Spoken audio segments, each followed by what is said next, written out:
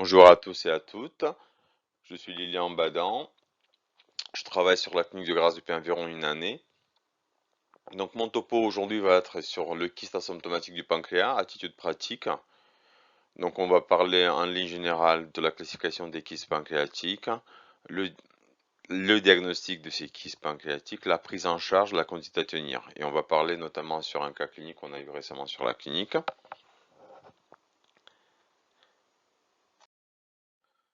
Pour le patient qu'on a eu à la clinique, il s'agit d'un patient de 69 ans, sans antécédents notables, sans traitement au long cours, performance statut A0.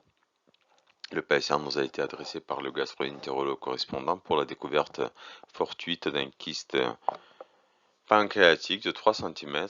Le diagnostic du kyste pancréatique a été fait sur les images scanographiques.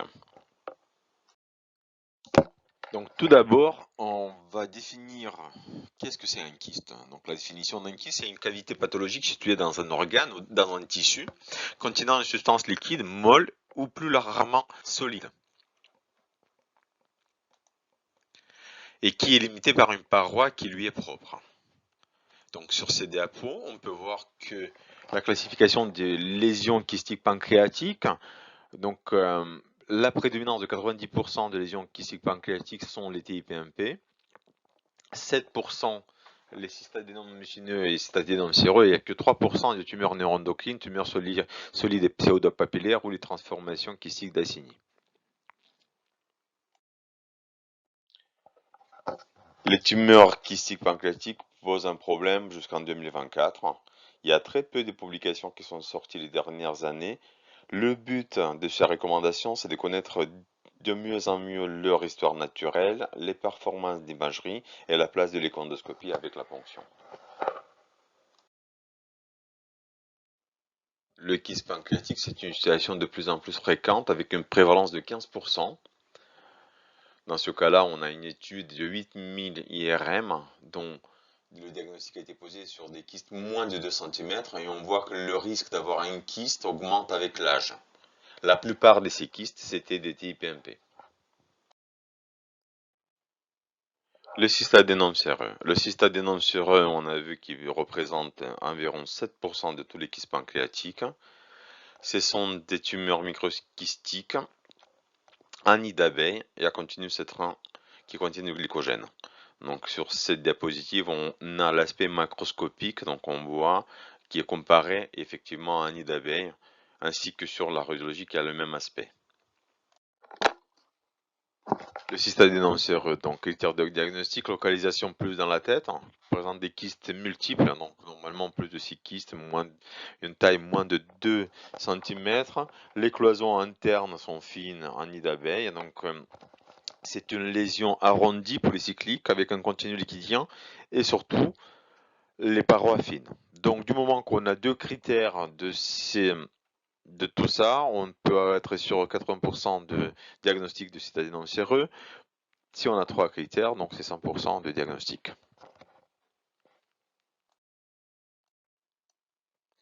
Aspect de cystadénome séreux en IRM, lésion bien arrondie avec les cloisons et les petites images en nid d'abeille, ce qui est caractéristique pour le cystadénome séreux.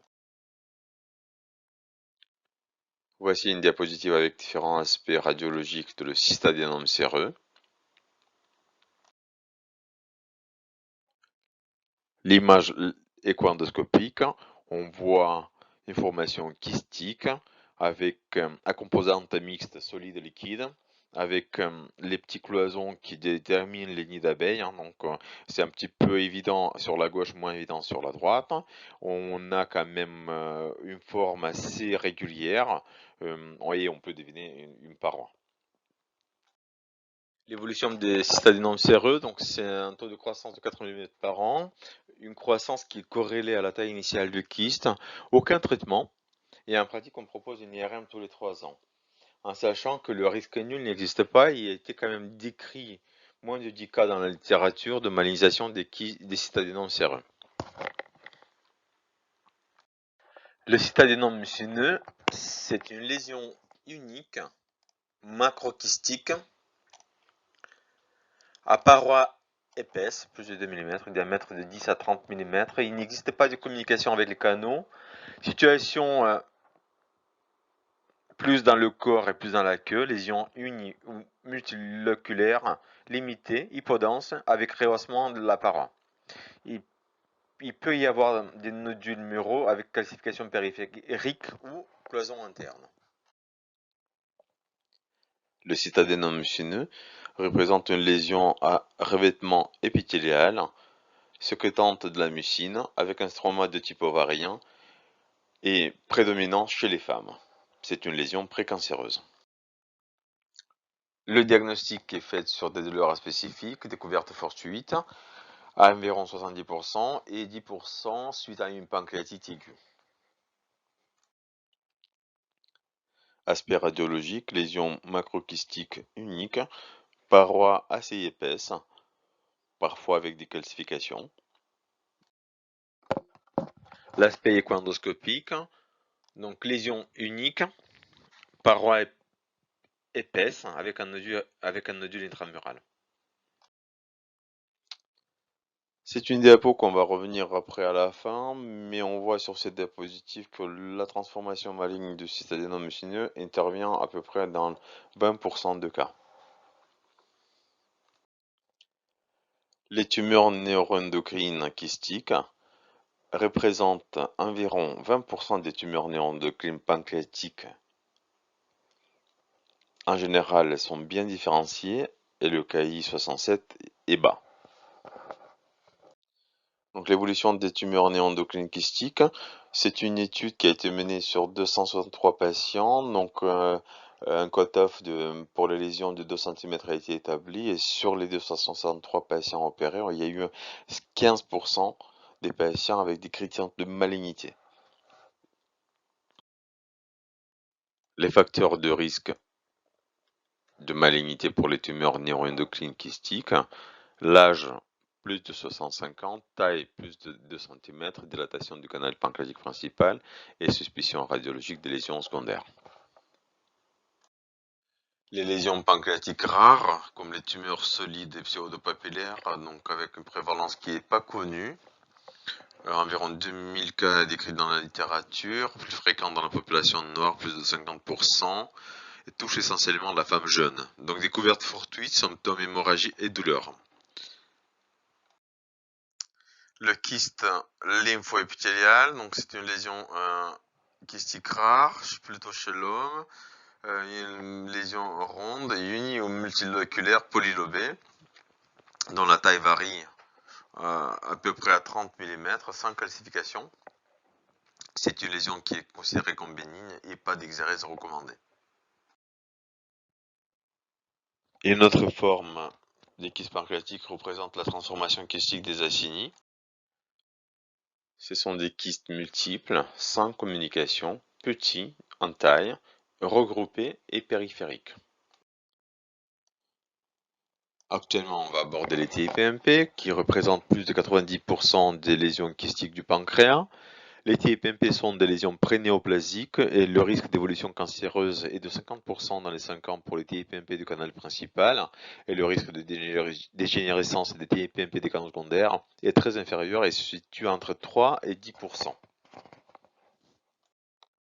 Les TIPMP, c'est d'abord faire le bon diagnostic.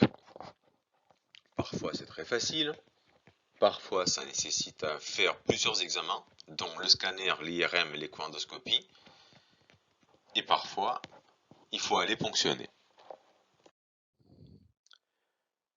Voici l'image de TIPMP du canal principal avec dilatation diffuse du canal principal, l'image anatomique et l'image radiologique. Voici la dilatation du canal pancréatique principal vue en différentes imageries, scanner, IRM et en échoendoscopie. Voici l'aspect endoscopique de la papille chez un patient qui présente une TIPMP du canal principal pancréatique. L'image anatomique et l'image radiologique d'une TIPMP avec dilatation kystique des canaux secondaires. Il existe des TPMP du canal principal avec dilatation segmentaire du canal principal, en sachant que ce sont des diagnostics qui sont très difficiles à faire, car il faut chercher dans ces cas-là des lésions tumorales qui obstruent le canal pancréatique principal. Image d'une TPMP mixte avec dilatation du canal principal des canaux secondaires. Quels sont les critères d'inquiétude ou les critères de haut risque selon les dernières recommandations? Donc les critères de haut risque, ou autrement dit les high risk stigmata, représentent la présence d'un ictère, la masse solide pancréatique, le nodule mural plus de 5 mm et la dilatation du canal pancréatique principal de plus de 10 mm.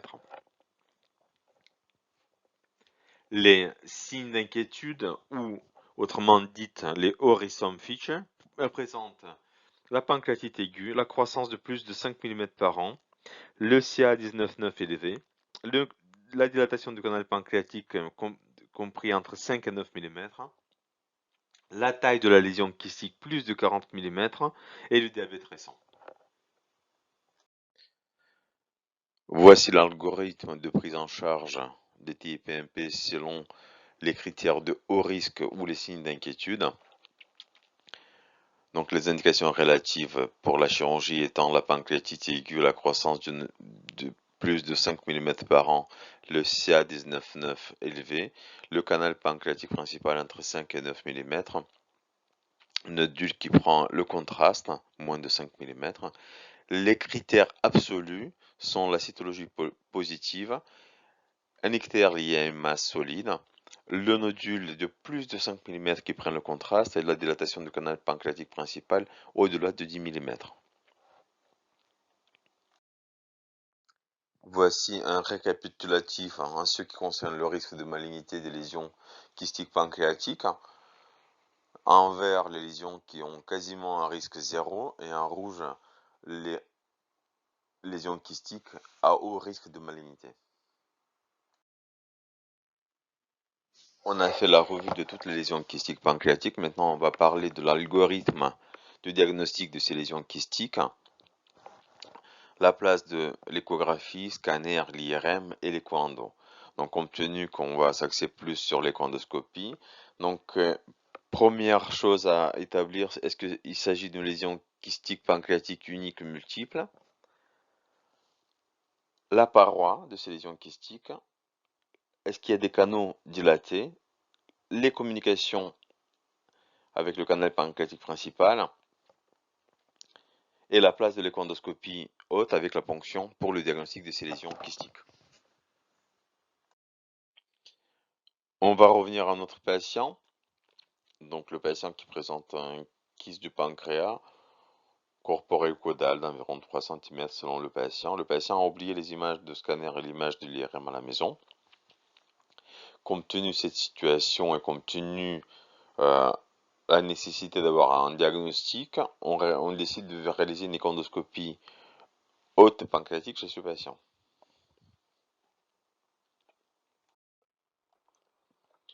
Quels sont les avantages de l'échoendoscopie? Donc ça permet de détecter le nodule mural, qui est un facteur prédictif de dégénérescence, souvent en moins de 5 mm, l'échoendoscopie étant ayant une meilleure résolution.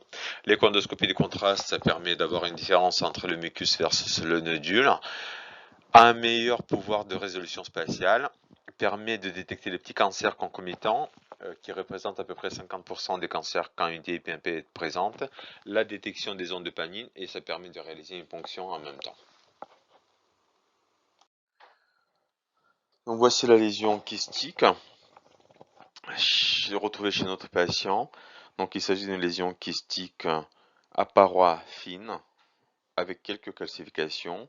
On a l'impression d'avoir des cloisons. La taille de cette lésion, elle fait 35 mm de grand axe.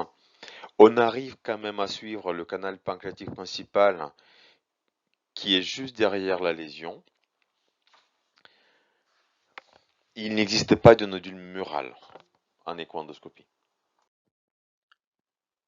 Compte tenu de la taille au-delà de 30 mm chez notre patient, on décide de réaliser une ponction afin d'avoir la réponse sur la viscosité de ce liquide de ponction, le dosage d'ACE, la glycémie et la cytologie.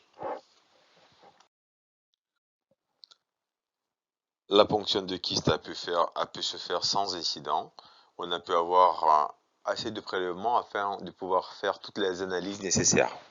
Et on voit sur la troisième photo la comparaison du kyste au début et à la fin de la ponction. Donc la ponction nous permettra de faire un dosage de l'ACE, qui nous permettra d'avoir une idée de la nature de la lésion mucineuse ou pas mucineuse, le taux de la glycémie, qui est le moins cher de réaliser dans ces cas-là. Donc pareil, il nous permettra de faire la différence entre une lésion mucineuse ou pas mucineuse, et le taux de la lipase. Voici l'aspect macroscopique du liquide en cas de ponction. Donc à gauche, on a l'aspect du liquide en cas d'un TIPMP, à droite, l'aspect en cas d'un cystadénome séreux,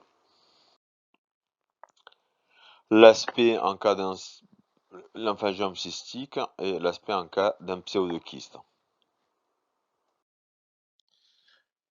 Dans le cas d'un patient, donc l'aspect du liquide était plus en faveur d'un TIPMP. Lors de la ponction, il est tout à fait faisable de réaliser un string test, ce qui permet d'avoir la nature de la viscosité. Donc le string test plus d'un centimètre est considéré comme positif. Lors de la ponction du kyste, on peut réaliser un string test pour pouvoir déterminer la viscosité de ce liquide. Un string test plus ou égal à 1 cm, il est considéré comme positif. Un string test positif est en faveur d'un cystadénome mucineux. Chez notre patient, le string test était négatif, donc moins d'1 cm. Voici la pince avec laquelle il est possible de réaliser les biopsies. Donc on voit que c'est une pince qui a l'ouverture à moins de 3 mm. Lors de la ponction du kyste, on peut faire des prélèvements de la paroi avec l'aide des micro-pinces. Donc ce sont des pinces qui sortent par l'orifice de l'aiguille des ponctions afin d'avoir une cytologie. Lors de la ponction du kyste, il est possible de réaliser une endomicroscopie confocale par laser. Et voici une étude faite par Bertrand Napoléon et Maxime Palazzo, une étude qui a été réalisée sur 209 patients, et sur 78 patients, il y a pu avoir un diagnostic formellement établi. Et on voit que la spécificité reste de 100% sur le cystadénome séreux et sur les cystadénomes mucineux. Il y a eu quelques complications de pancréatite aiguë lors de l'examen. Chez notre patient, on a le string test négatif, on a une glycémie qui est basse, un ACE qui est bas, et la lipase elle est à 83 000.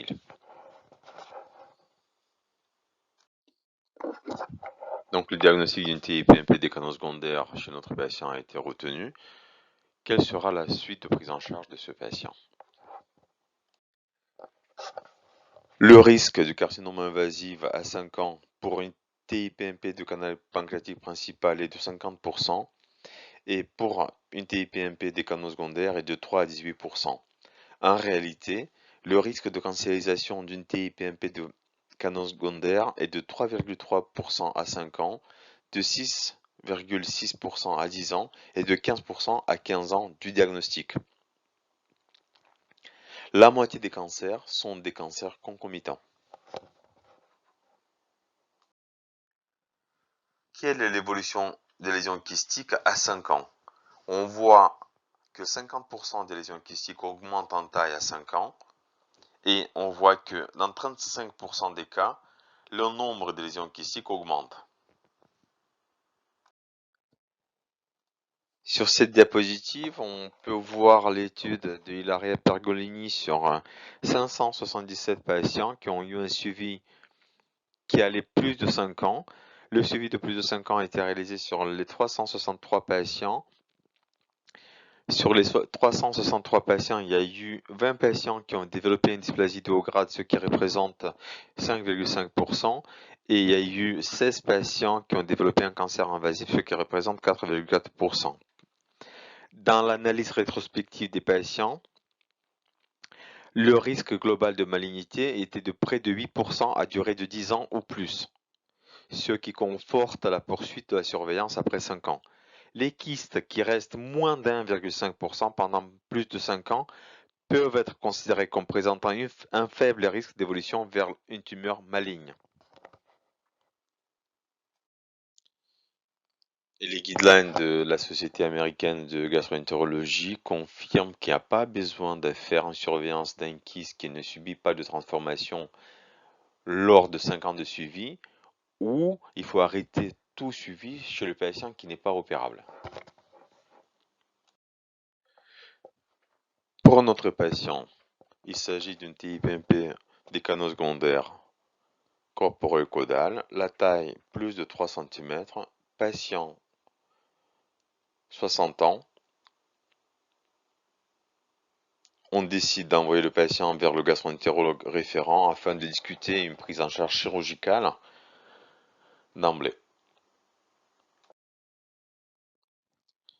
Les messages à retenir: la TIPMP est un problème de santé publique, l'IRM est l'examen clé du diagnostic positif.